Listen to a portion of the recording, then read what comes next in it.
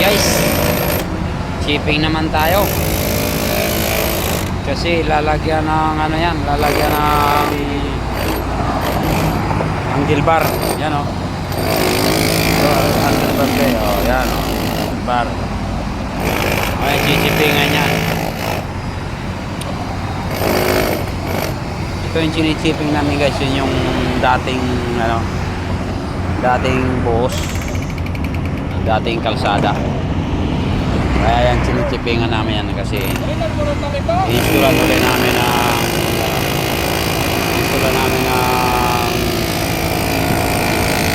handlebar.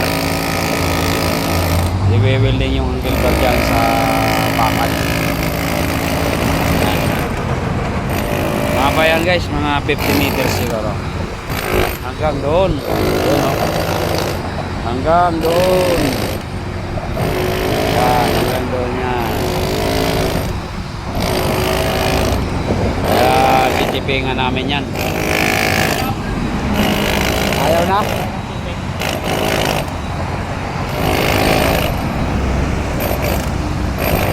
Ayan ang nanay namin.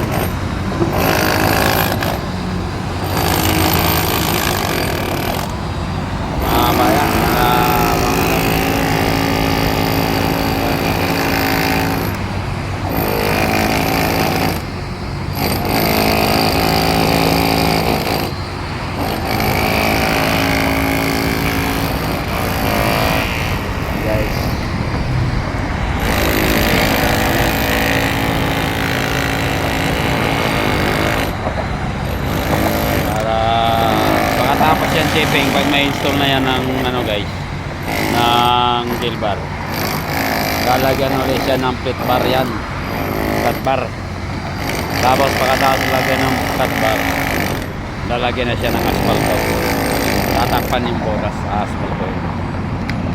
Ang purpose lang yan para pag nag-uga-uga siya hindi mag-abutan yung bagong buhos at saka yung lumang buhos. Ganyan yan guys, ganyan ang purpose nyan.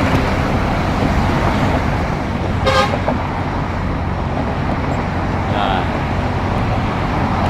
apa yan?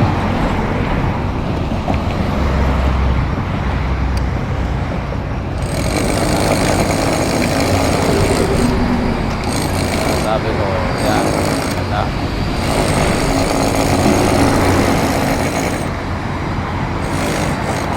May isang shipping gun lang.